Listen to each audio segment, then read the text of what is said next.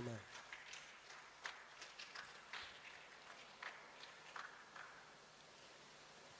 kubera umwanya dufite ijambo ry'Imana nari nateguye reka turihindureho gatoya tuvuge irindi jambo ryiza cy'iminota mikeya dusoza. Because of the time, I just changed the message. I want to share the word for a few minutes because we don't have much time. Reka Jiri aturebere muri Timoteyo wa mbere 6:11. Let's Gilles just to check in 1 Timothy. Ubundi nawe akomeza arebe Timoteyo 4:7.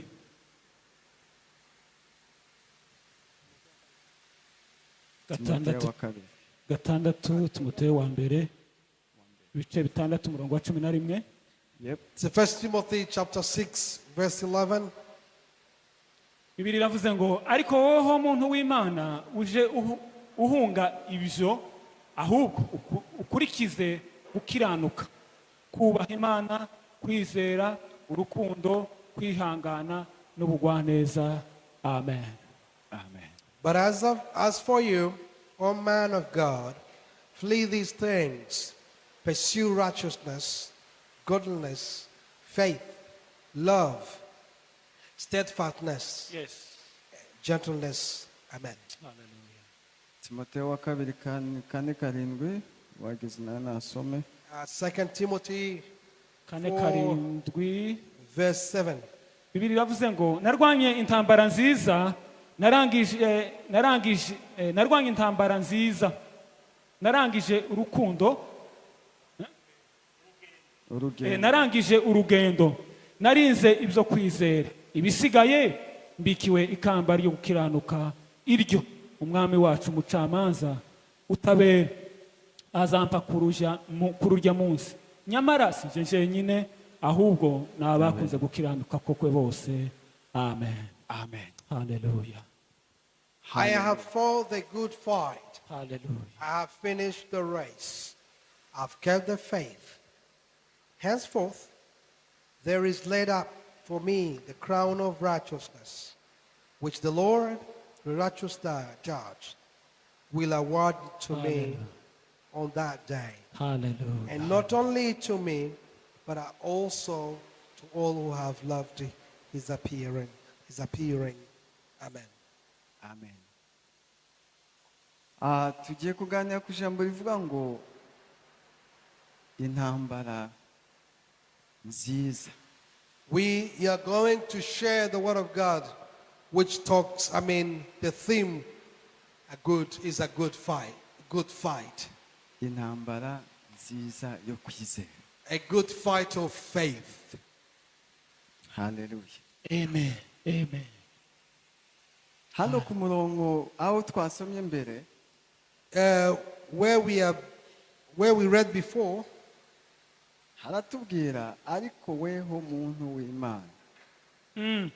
It says, but as for you, O man of God, Ujye uhunga ibyo. flee these things. Ahubwo ukurikize gukiranuka. Pursue righteousness, Kubaha Imana, godliness, kwizera, faith, urukundo, love, kwihangana, steadfastness, n'ubugwaneza. gentleness. Ibi ngibi nibyo turwanisha intambara turimo ubu ngubu.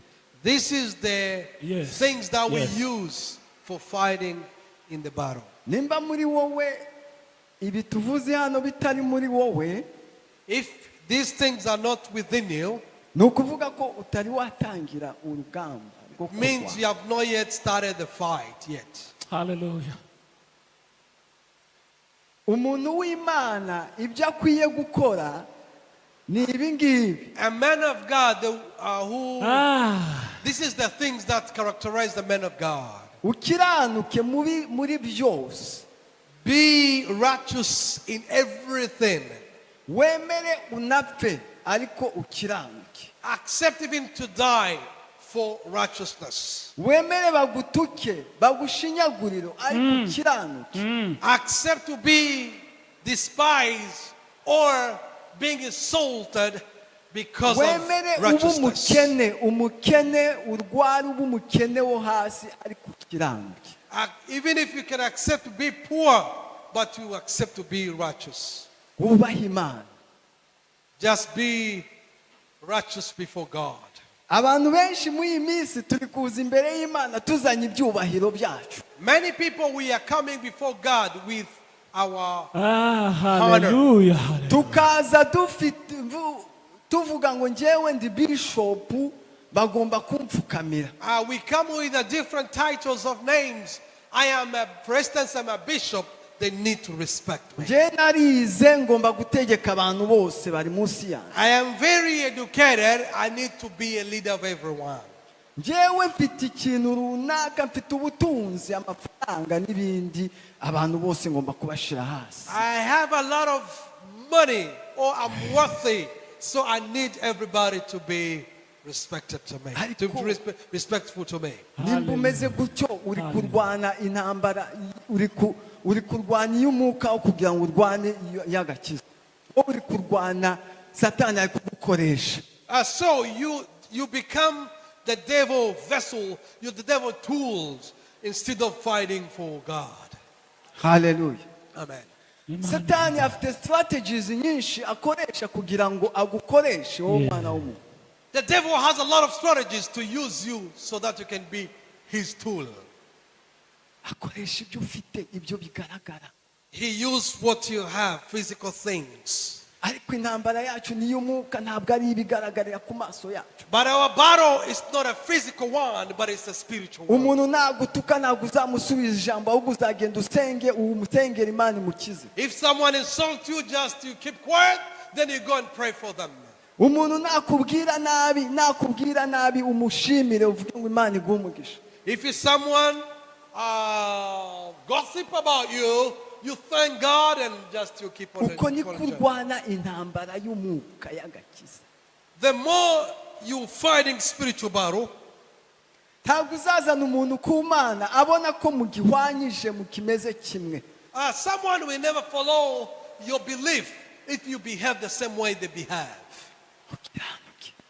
Let's be righteous. urakiranuka mwana data. Are you righteous, my brother or my mu byo sister? ukora byose urakiranuka. In Hallelujah. everything you are doing, are you doing in righteousness? mu rugo rwawe urakiranuka. In your family, are you righteous? mu baturanyi urakiranuka. With your neighbors, are you showing righteousness of God? Imana itubabarire. Imana May God forgive us. wihangane.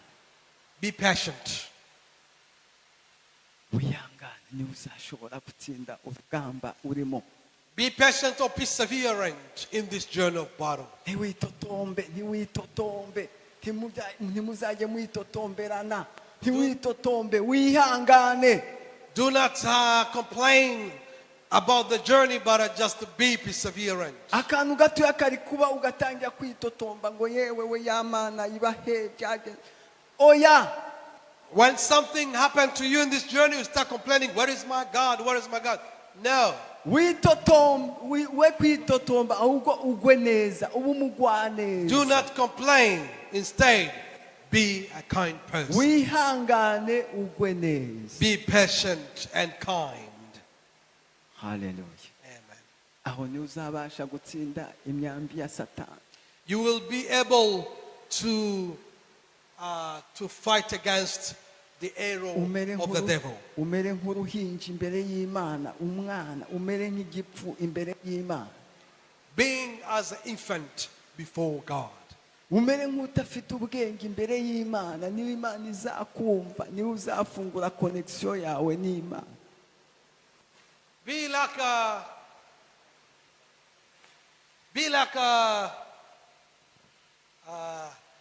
a humble before God so that God can use you. Hallelujah. Amen. Hallelujah. Hallelujah. Hallelujah. Hallelujah. Amen. Pawulo abwira Timoteyo ngo narwanye intambara nziza yo gukiranuka. Paul narinze ibyo kwizera. Paul wrote to Timothy saying to him, I fought a good battle of faith. narwanye intambara nziza yo gukiranuka, A good fight of righteousness. narinze ibyo kwizera. I Hallelujah. kept the faith. Hallelujah. Uracyarinze ibyo kwizera muri Are iyi you still keeping the faith? uri kurwana intambara nziza yo gukiranuka, Are you fighting the good battle of righteousness? cyangwa uri kurwana intambara yawe ubwawe wenyine? Or you are fighting a physical one? Imana tubabarire. Yego. May God forgive us. urugendo turimo ntabwo ari urugendo rwo gukina, This journey is not easy journey. ntabwo ari urugendo rwo kwipodowa, nimba nabyita kwipodowa. It's not a journey of Ntabwo ari urugendo rwo kwambara amakoti ngo nintambuka babone ko ndi umugabo. Ni urugendo rwo kujya mu ijuru, rwo kujya mu ijuru. Yego. It's not just about the journey that we do, the normal journey where we're going somewhere wearing nice clothes or doing makeup, but it's a spiritual journey, with the journey which going to heaven. Ni urugendo nsaba kwiyanga, ukiyanga n'ibyawe byose You need to ukagenda. deny yourself and deny your hallelujah. own things so that you can Hallelujah. please God. Hallelujah. Uri kurwana intambara nziza yo kwizera. So it is good to fight a good battle. Warinze kwizera kwawe muri iki gihe. Have you kept the faith in these days? Aho umuntu ari gupfa ubusa n'undi. Where there's a misunderstanding between people. Aho shift zabaye nyinshi. Where Aho amafaranga yabaye menshi.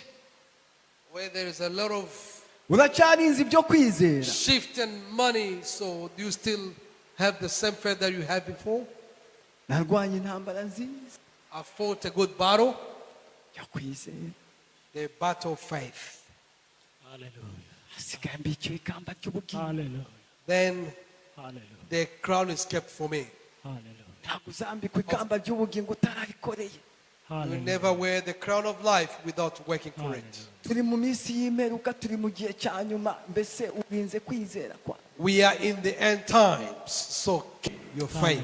Witeguye kwakira ikamba ry'ubugingo. Hallelujah. Are you ready to receive the crown of life? Hallelujah. Umuntu ajya agira ubuhamya muri we, ubwo buhamya ukamusunikira imbere y'Imana. Someone has testimonies which they're expressing to God. Then those testimonies push always that person close to God. Kugira ngo umenye umuntu uramuganiriza akakubwira ngo njyewe byagenze uko, byabaye uko, byabaye gutya, ukamumenya. If you want to know a person, the person needs to tell their stories, what happened to them. Then it's easy to know them. Ntabwo umuntu azavuga amakuru y'undi. No one will just speak the story of others. Ariko wowe ubwawe uriyizi. Yourself, you know yourself. Hallelujah. Urabizi kuri kujya mu ijuru cyangwa uri kuzuza intebe gusa. You know that you're going to heaven or you are just a member. Urabizi ibyo waraye ukora, ibyo wiri ukora, ibyo uri mu bungu urabizi. You know what you did last night. Uzi nimba ugifite What you are umubano n'Imana cyangwa waragiye ntawe ugifite. You know that you have a good relationship with God or not. Urabizi. You know it. Kwibuka aho waguye, ibuka aho waguye. But remember where you Nurangiza fell. wongere uhaguruke. Then Ujye mu rugamba and wongere then urwane. stand up, go to God. Hallelujah. Amen. Hallelujah. Mana himbazwe. Reka badusome mu Baefeso 6:11. Let's read in the book of Ephesians 6 verse 11. Bene data turwana intambara yo kwizera. My brothers and sisters, let's fight for Niba the fight of gutuka faith. wihangane. Hallelujah. 6:11. Haravuga ngo mwambare intwaro zose z'Imana kugira ngo mubashe guhagarara mudatsinzwe n'uburiganya bwa satani, kuko tudakirana n'abafite amaraso n'umubiri, ahubwo dukirana n'abatware n'abafite ubushobozi n'abategeka iyi si y'umwijima n'imyuka mibi y'ahantu ho mu ijuru. Nuko rero mutware intwaro zose z'Imana kugira ngo mubashe gukomera ku munsi mubi, kandi murangije byose mubashe guhagarara mudatsinzwe. Amen. Put on the whole armor of God, Hallelujah. that you may be able to stand against the schemes of the devil. For we do not wrestle against flesh and blood, but against the rulers, against the authorities, against the cosmic spiritual forces of evil in the heavenly places. Therefore, take up the whole armor of God, that you may be able to withstand in the evil day, and having done all, to stand firm. Amen. Hallelujah. Mwambare intwaro zose Put on the whole armor of kugira God, ngo mubashe gutsinda. so that you can be overcomer. Iyo umuntu agiye ku rugamba adafite intwaro, When somebody is going to the battle without having weapons, ajya atsindwa atarwanya. that person might be defeated before fight. N'imbeba yatambuka ikamwirukanza kuko nta ndwara afite yo kurwanya. So even any small mouse can just run, and then the person can run away because he has no any weapon. Kiri gutuma ikintu cyose kigutera ubwoba kigukanga. You know, the reason why you are so fearful, nuko nta ntwaro y'Imana ikiri muri wowe. it is because you don't have the armor of God within you. Abantu uzuvuga ngo dufite ububasha bwo kwirukana Satani agahunga. Sibyo? The Bible says we have power to make the devil flee from us. Iyo wagaraye mu nzu yawe uri gusenga uzuvuga ngo shitani ndakwirukanye, uhunga mu izina rya Yesu, ugataha ngo irukanga akagenda. When you are in your house, you just pray and rebuke devil and demons to flee away from Satani your house. tumwirukana agahunga, kuki tutagenda niriya mu bitaro tumwirukane, kuri stade tumwirukane, muri city tumwirukane, hose tumwirukane agende. Habuze iki? Why we can make the devil flee from our house? Why we can't go to the hospital, the stadium, public places, so that the devil can run away from us? Turi mu gihugu kigoswe n'imyuka itandukanye y'amoko yose. We are in the country where there's a lot of attacks of the enemy to different places. Ariko kuva ufite ubwo bubasha, wahawe ububasha n'ubutware bwo kwirukana imyuka yose mibi. Genda mu mahanga yose wirukane ucyahe. You have given the power to overcome the devil. Go to every nation, to every places, Twabaye to make abakristo him. bo mu cyumba bo We ku are- cyumweru, abakristo bafite limite, tufite limite. We are kind of limited. We are Christian limited. Ariko- We are limited Christians, where our salvation is just limited in our rooms on Sunday, or just with the people of God. Numara kwambara intwaro zose z'umubiri, After wearing the armor of God, uzajya ugenda amapepo yiruke. you'll be walking and the devil start fleeing. The demons will start fleeing away. Uzajya uvuga ijambo amapepo yiruke. You will be just speaking and the devil starts shaking. Ntabwo uzajya ukoresha imbaraga nyinshi, You will be not using much force. bizaba biri automatique. It will be automatic. Rero reka twambare intwaro zose z'umwuka z'Imana, Let's put tubashe on guhangana na the Satani. whole armor of God so that we can fight against the devil. Tureke gutsindwa n'urugamba tutarwanye, turwane urugamba rwiza rwo kwizera. Let not be defeated before the fight. let us fight the battle of faith. haleluya haleluya haleluya imana ihimbazwe yego Yes. haleluya dusomera ibyahishuwe 2:10 tugiye Let's- kurangiza amasaha yashize. Let's read in the book of Revelation, chapter 10, Chapter 2:10. chapter 2:10. Revelation chapter 2, verse 10.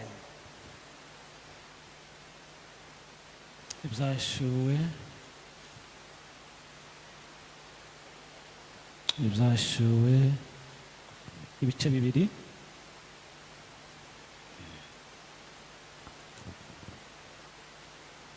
Do not fear what you were about to suffer.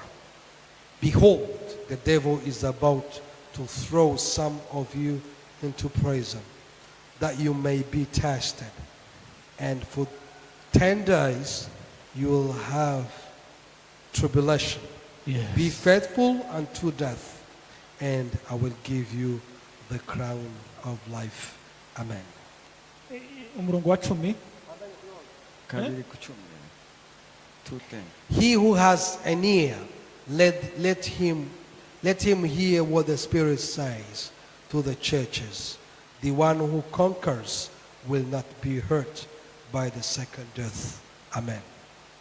umurongo wa 10 haravuga ngo ntutinye ibyo ugiye kuzababazwa dore satani agiye gushirisha bamwe muri mwe mu nzu y'imbohe kugira ngo mugeragezwe kandi muzamara iminsi 10 mubabazwa ariko uje ukiranuka ugeze ku gupfa nanje nzaguha ikamba ry'ubugingo 11 ufite ugutwi niyumva iby'umwuka abwira amatorero unesha unesha ntaco azatwarwa n'urupfu rwa kabiri. Amen. Amen. Amen. Amen. Hallelujah. Hallelujah. Ni ukuri kabisa. Uru ni urwandiko rwandikiwe itorero rya Simuruna. This is the letter written to the church of Simna. Usomye haruguru Simna. hakubwira ukuntu yatangiye ababwira ngo nzi amakuba yawe. If you read just the first passages, said, I know your tribulation Nzi ubukene bwawe. and I your poverty, Ariko uri umutunzi. but you are rich. Hallelujah. Hallelujah. Hallelujah. Ni byiza ko tuba abakene It is good to be poor ariko tuba abatunzi ku Mana. and Hallelujah. being Hallelujah. rich before God. Hallelujah. Ni byiza ko tuba abakene It is good to be poor, ariko bazwi n'Imana, but the poor who are known by God, bavuga ijambo rikagera imbere y'Imana, who speak the word of God, the true word of God. Hallelujah. Amen. Nzi amakuba yawe. I know your tribulation. Ntuzajye wiganyira ngo amakuba ngo ibi bino byagenze uko yewe Imana irayazi izi amakuba yawe. Do not be discouraged or complain. God knows your Imana tribulation. izi ko udafite amafaranga yo kwivuza. God knows that you have no enough money to be treated. Imana irabizi ko udafite amafaranga yo gufasha abakene. God knows that you don't have enough money to help poor. Ariko ukaba uri umutunzi mu bwami bw'ijuru.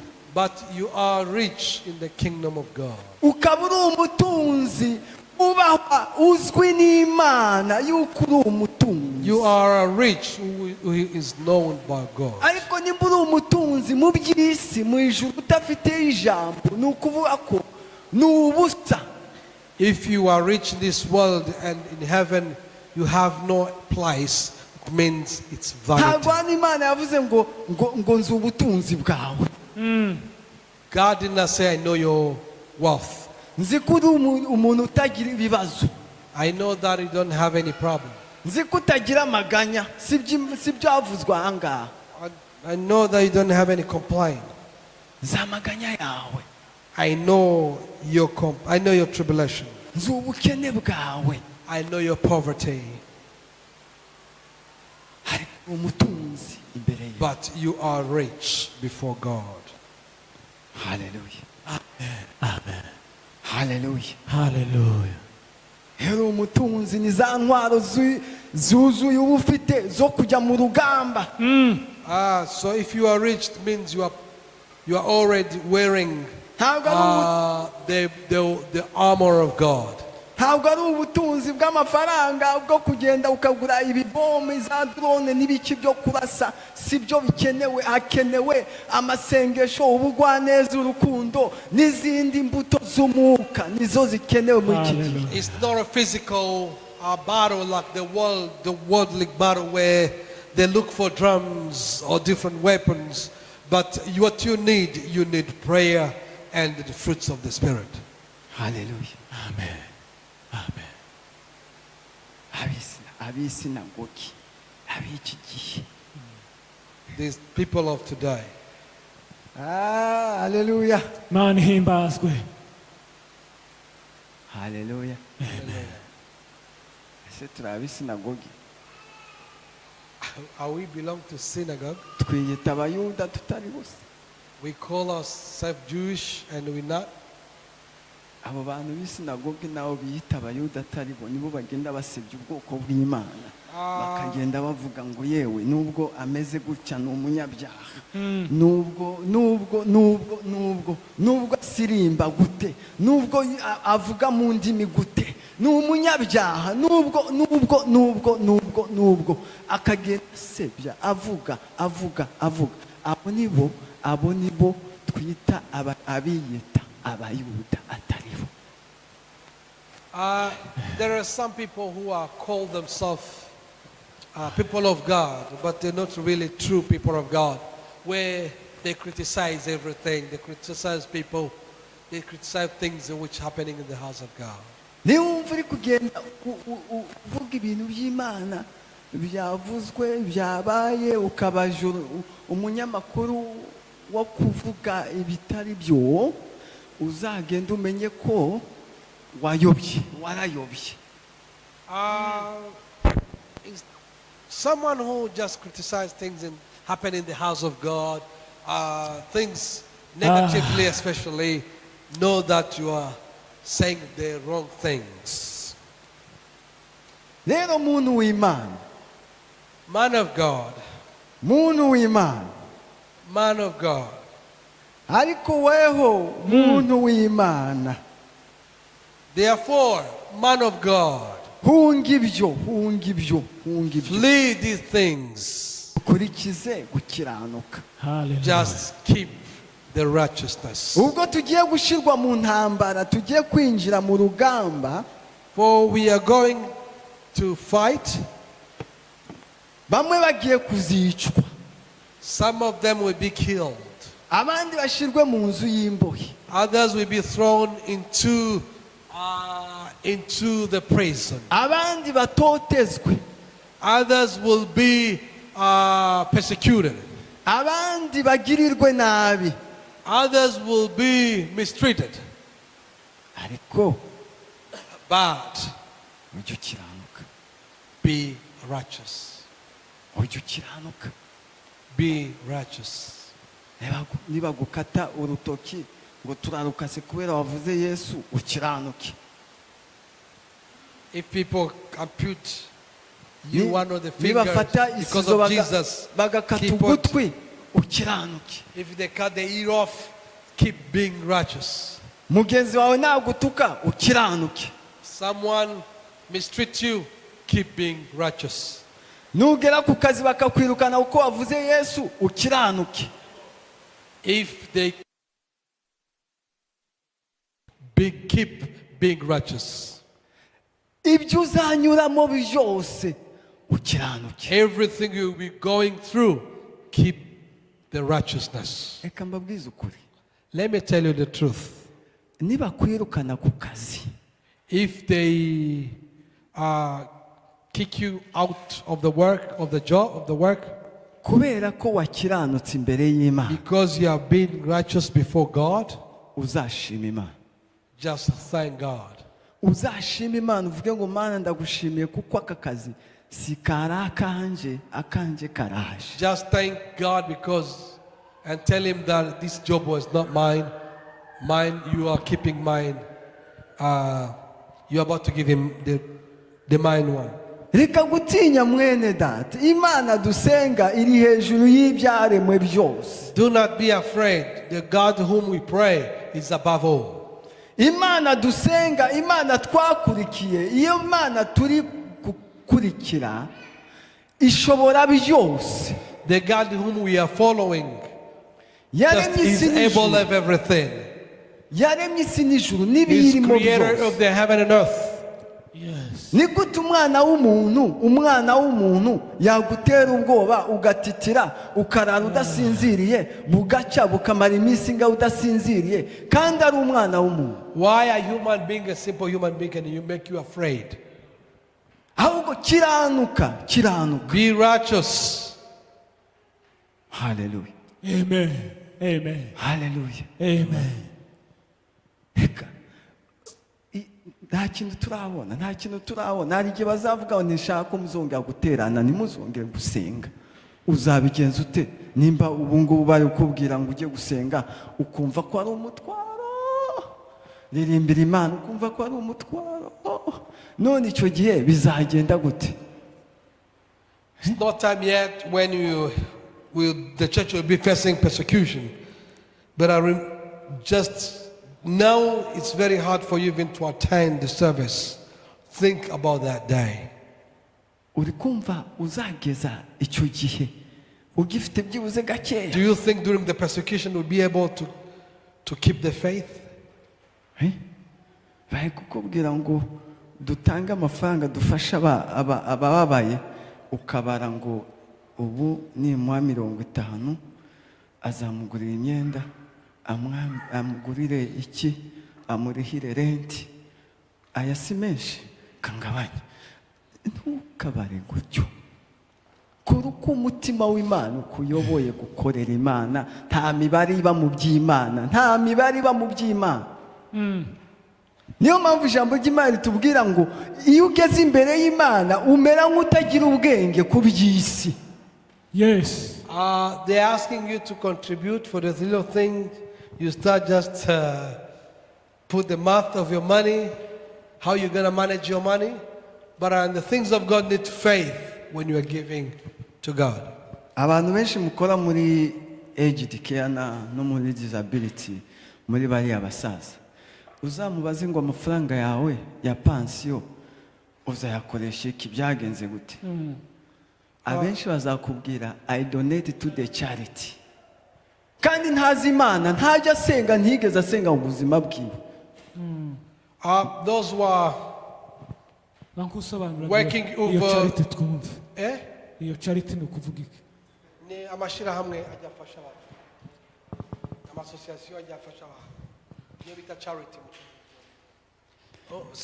Ubundi charity ni nka za UNICEF, HCR, mwese muzi HCR.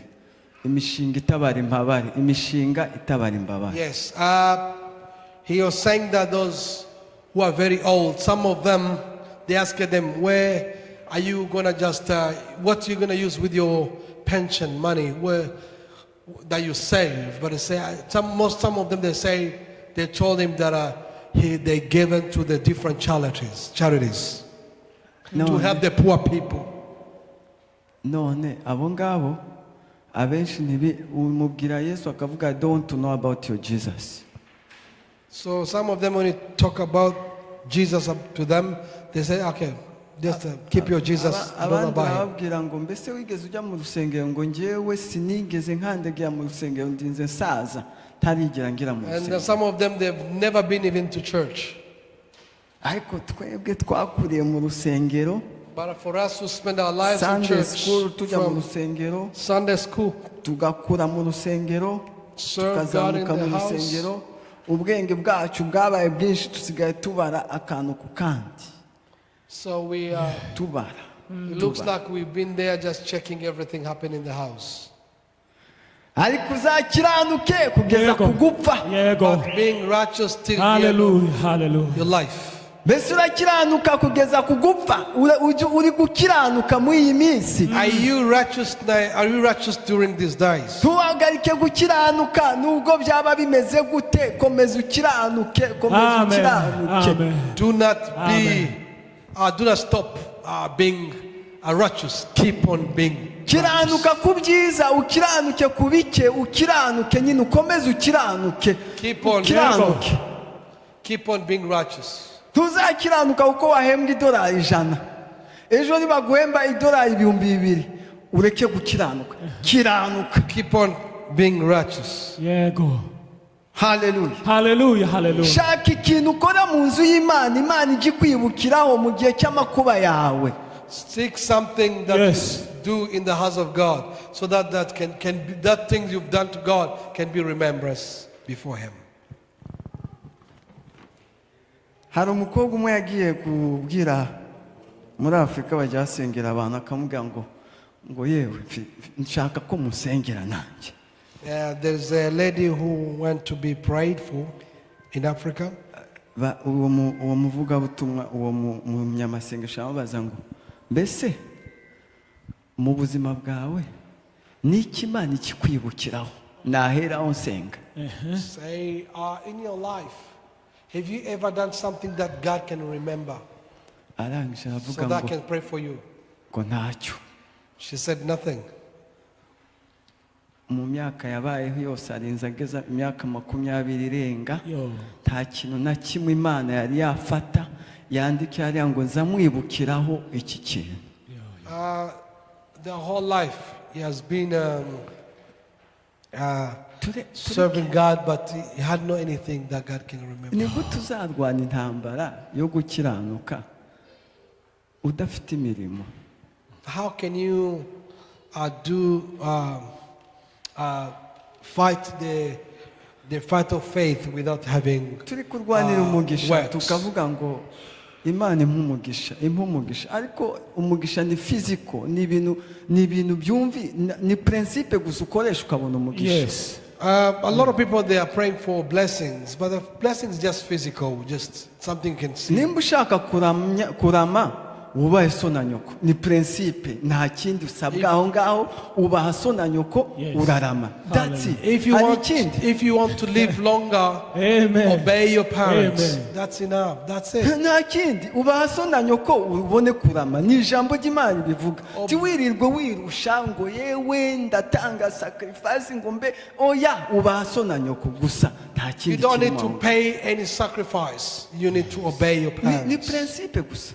That's a principle. Nimba ushaka gukira kora kandi utange ufashe imfubyi n'abapfakazi. If you want to be rich, Urakira. work and give to the poor or to the orphans and widows. Si byose hari ikindi kirimo.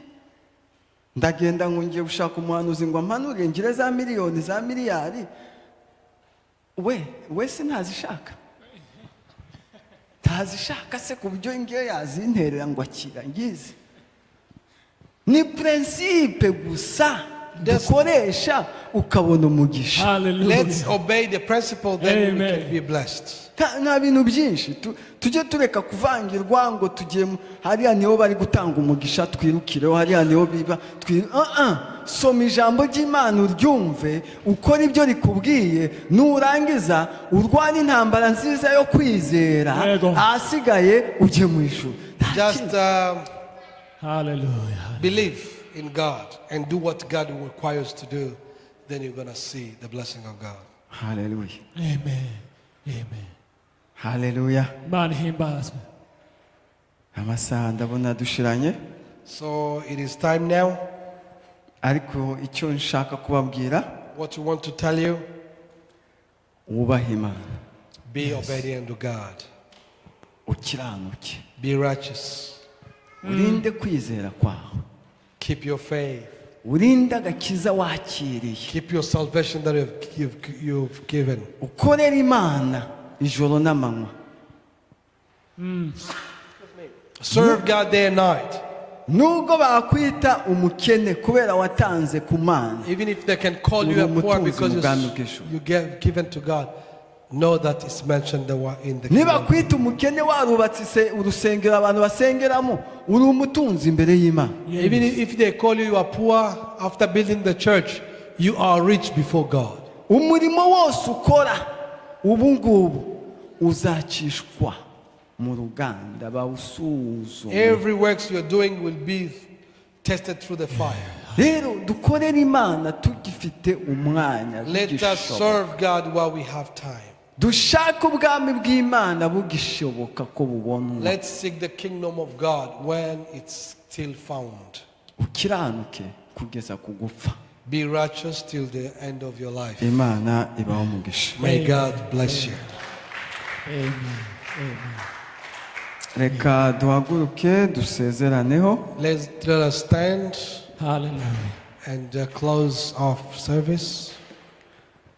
Adonai, Adonai, Shama, Shama, Elohim, Adonai, Shama, Shama, Elohim, Adonai, Shama, Shama, Shama, Shama, Shama,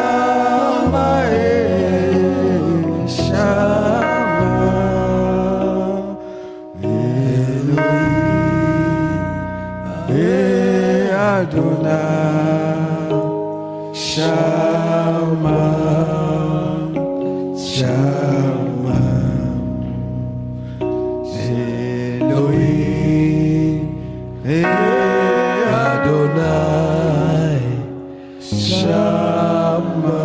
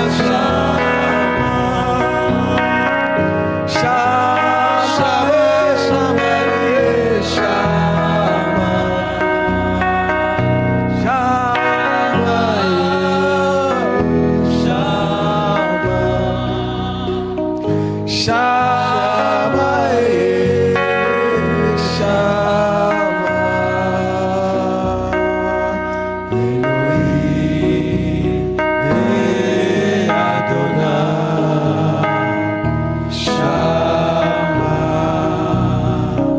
Shama. turagushima mwami Yesu kubw'umunsi mwiza waduhaye, umunsi w'umugisha, umunsi w'ibyishimo. Ushimwe kubw'ijambo ryawe, ushimwe kuko uberaho hose icyarimwe, kandi uriho kugira ngo udushoboze muri rugamba. Ni urugamba rukomeye, ariko dushobozwa byose na Kristo. Fasha mwami